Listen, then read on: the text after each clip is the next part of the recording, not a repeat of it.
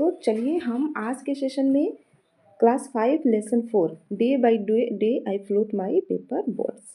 Class 5 lesson 4 day by day I float my paper boards, इसका question answer करने वाले हैं। इसको हमने स्टडी कर लिया है और आज इसका क्वेश्चन आंसर भी कंप्लीट कर लेंगे। तो चलिए हम चलते हैं अपने फर्स्ट क्वेश्चन पे।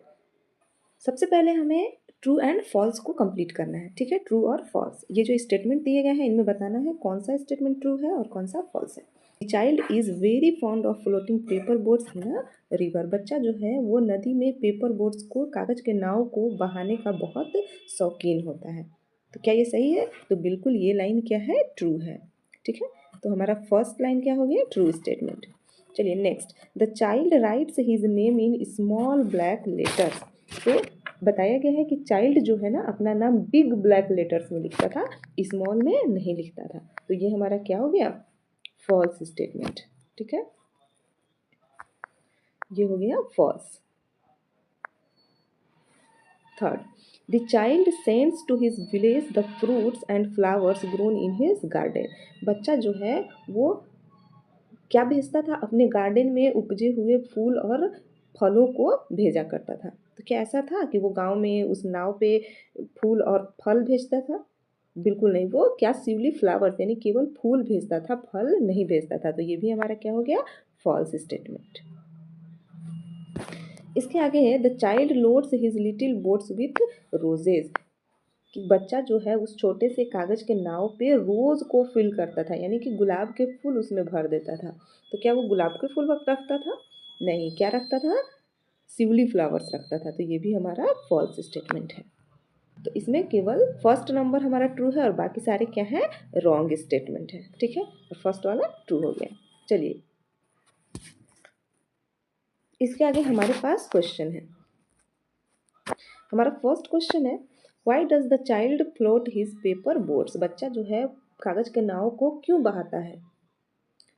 Because he is very fond of floating paper boats. क्योंकि वह पेपर बोट्स को, कागज के नाव को बहाने का बहुत ज़्यादा शौकीन होता है। फॉन्ड मीन्स होता है शौकीन होना, है ना। कोई काम बहुत ज़्यादा पसंद आना, तो उसे पेपर का नाव, कागज का नाव बहाना बहुत ज़्यादा पसंद आता है।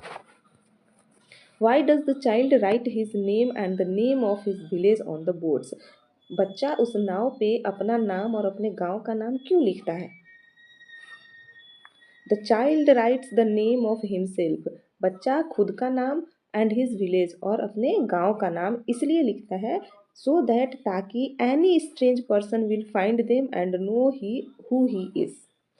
ताकि कोई भी अजनबी व्यक्ति उसे अगर पाए, जो पेपर बोट भेज रहा है, उसमें फूल भेज रहा है, अगर वो किसी व्यक्ति को मिले तो उसे पता चल जाए कि ये किसने भेजा है और कहाँ से आया है। The child loads the boats with shiuli flowers. Why. बच्चा जो है उस बोट पे सिवली फ्लावर्स को लोड करता है। क्यों लोड करता है सिवली फ्लावर्स? सो दैट, ताकि this blooms of the dawn, ताकि भोर के तोड़े गए वो फूल will be carried safely to land in the night. ताकि वो भोर के समय के तोड़े गए वो सिवली फ्लावर्स, फूल रातों रात अच्छे से बिना नुकसान हुए लैंड तक चला जाए, है ना। सेफली, बिना नुकसान के वो पहुंच जाए, ठीक है। इसीलिए वो उस पर क्या करता था? सिवली फ्लावर्स को लोड करता था।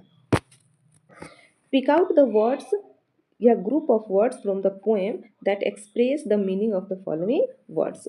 ये जो नीचे दिए गए वर्ड्स है इनका सिनोनिम्स यानी कि सेम मीनिंग का वर्ड आपको ढूंढना है, ठीक है। तो ग्रेजुअली का मतलब क्या होता है बच्चों? ग्रेजुअली का मतलब होता है धीरे धीरे, है ना। ये जो वर्ड है इसका मतलब होता है धीरे धीरे। तो इसके लिए एक और वर्ड क्या हो जाएगा?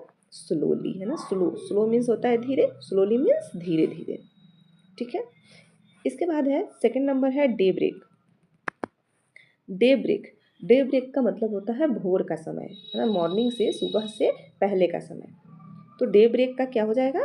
Don, DAWN। डॉन मीन्स भी भोर का समय होता है। फ्लोइंग, फ्लोइंग मीन्स बहता हुआ। तो फ्लोइंग का क्या हो जाएगा? रनिंग, है ना। रनिंग, फ्लोइंग वाटर या रनिंग वाटर, बहता हुआ पानी। चलिए इसके बाद है हार्मलेसली। हार्मलेसली का मतलब होता है बिना नुकसान हुए। हार्म मीन्स नुकसान होना, लेकिन जब हार्म में लेस लग गया यानी बिना नुकसान के, ठीक है। तो इसका क्या हो जाएगा? सेफली। सेफली, है ना। एक्शन वर्ड्स, एक्शन वर्ड को ही हम क्या बोलते हैं, वर्ब बोलते हैं।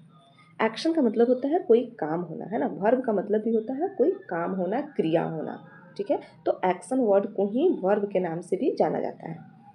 आई फ्लोट माई पेपर बोट्स, जैसे इसमें फ्लोट को बोल्ड करके बनाया गया है ना, इसको फ्लोट को अंडरलाइन कर दिया गया है ताकि हमको पता चले कि ये जो फ्लोट है इस पूरे सेंटेंस में फ्लोट क्या है, एक्शन वर्ड है। फ्लोट मीन्स बहाना, है ना। मैं अपना पेपर बोट्स बहाता हूँ, तो बहाना क्या हो गया, एक्शन हो गया, कोई काम हो गया, तो इसी को एक्शन वर्ड या वर्ब कहा जाता है। Now fill in the blanks with the appropriate forms of the verb in bracket. अब कहता है कि जब आप एक्शन वर्ड वर्ब समझ चुके तो इन सारे ब्लैंक्स में आपको एप्रोप्रिएट यानी सुटेबल वर्ब को फिल करना है। सुटेबल वर्ब कहने का मतलब हुआ कि हमारे पास वर्ब कितने प्रकार के होते हैं, 5 प्रकार के होते हैं। वर्ब का फर्स्ट फॉर्म होता है V1, V2, V3, V4 और V5। ये हमारे वर्ब के 5 फॉर्म होते हैं। तो पांचों फॉर्म में से इनमें कौन सा फॉर्म फिल होगा वो आपको समझना है और फिल करना है। चलिए, फर्स्ट है डोंट गेट ऑफ अ बस। गेट ऑफ का मतलब होता है बच्चों उतरना। तो कहता है कि चलती हुई बस से नहीं उतरो। तो चलती हुई कोई चीज़ अगर कंटिन्यू है, जो चल रही है, तो उस सिचुएशन में हम वर्ब का फोर्थ फॉर्म यूज़ करते हैं। वर्ब का फोर्थ फॉर्म यानी आईएनजी वाला फॉर्म। एक्शन वर्ड में आईएनजी लग जाता है तो वो हमारा वर्ब का फोर्थ फॉर्म यानी चौथा फॉर्म बन जाता है। जैसे ये है रन, तो रन में रन का हमारा बिफोर क्या होगा, वर्ब का फोर्थ फॉर्म क्या होगा, रनिंग, है ना। क्या हो जाएगा, रनिंग,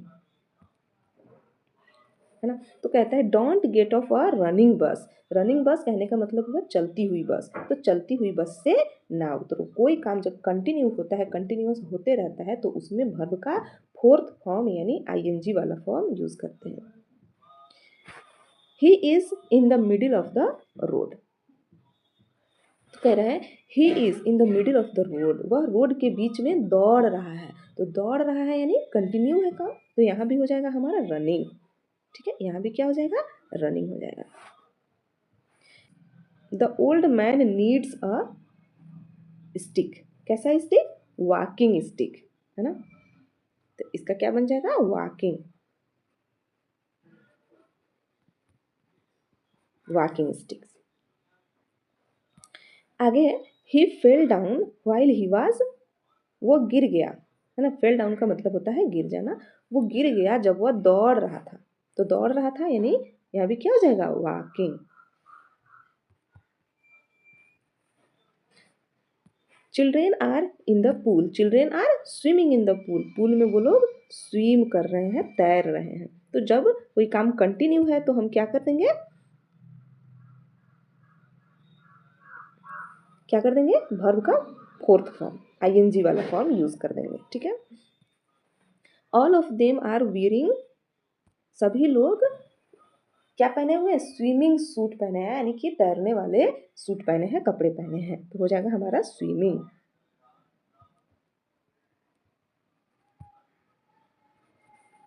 चलिए, इसके आगे है प्लूरल वर्ड्स। हमें सिंगुलर को प्लूरल बनाना है। Day by day I float my paper boats, ये क्या है, ये हमारा प्लूरल है। कैसे प्लूरल है, जब भी हम किसी नाउन में एस लगा देते हैं तो वो क्या बन जाता है, हमारा प्लूरल नाउन बन जाता है, ठीक है। मैक्सिमम। बोट का मतलब होता है एक बोट, लेकिन बोट में जब एस लग गया तो ये क्या हो गया, एक से अधिक बोट, यानी कि वो एक से अधिक संख्या में आ गया, यानी प्लूरल हो गया, ठीक है।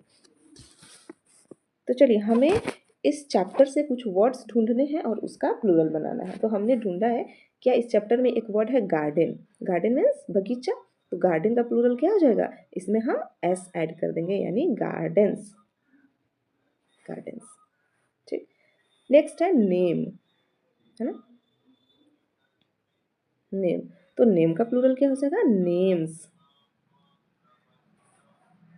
इसके बाद है लैंड, लैंड का प्लूरल हो जाएगा लैंड्स। ये सारे वर्ड आपके बुक में यानी पोएम में दिए गए हैं, उसी में से ये सारे वर्ड निकाले गए हैं। एक और हो सकता है नाइट,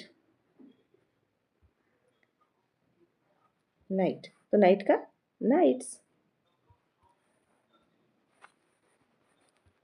ठीक है, ये हो गए हमारे सिंगुलर टू प्लूरल। अब है राइम टाइम। तो राइम क्या कहलाते हैं? वैसे वर्ड जो प्रोनाउंस करने में, बोलने में सेम साउंड लगता है ना। जैसे हमने बोला खाना, जाना, पीना, आना, तो ये क्या सेम साउंड कर रहा है कि नहीं? तो हिंदी में जिस तरह से हम कर रहे हैं कि खाना, आना, जाना, पीना सेम साउंड कर रहा है, तो इंग्लिश में भी वैसे वर्ड जो बोलने में सेम सेम लगे, है ना, उनका जो साउंड हो वो सिमिलर हो, तो वो हमारा राइमिंग वर्ड कहलाता है। जैसे हमने बोला अगर काऊ, तो काऊ का क्या हो जाएगा? काऊ का हो जाएगा नाऊ। इसको भी बोल रहे हैं काऊ, नाऊ, हाउ, है ना। तो ये कैसा है? एक जैसा है, बोलने में एक जैसा है, यानी सिमिलर साउंड कर रहा है, एक जैसा साउंड कर रहा है, तो ये हमारे राइमिंग वर्ड हो गए। ठीक है, तो चलिए जैसे बताया गया है डे, तो डे का राइमिंग वर्ड क्या हो गया? मे, है ना, डे, मे। अब आगे हमें सबका राइमिंग वर्ड लिखना है। एक वर्ड है स्ट्रीम, तो स्ट्रीम का क्या हो जाएगा? स्ट्रीम का हो जाएगा क्रीम। एक जैसा है कि नहीं बोलने में? Stream, cream. लीव, लीव का गिव। फाइंड, फाइंड का क्या हो जाएगा? फाइंड का हो जाएगा काइंड। और भी बहुत सारे वर्ड हो सकते हैं। काइंड, बिग, बिग का हो जाएगा डिग, लिख दीजिए डिग। इसके बाद है नाइट, नाइट का हो सकता है टाइट, टाइट या लाइट। तो ये हमारे हो गए सबके राइमिंग वर्ड। तो चलिए ये चैप्टर हमारा कंप्लीट हुआ, हमने इसको रीड भी कर लिया, इसके क्वेश्चन आंसर को भी कर लिया है। तो thanks for watching this video.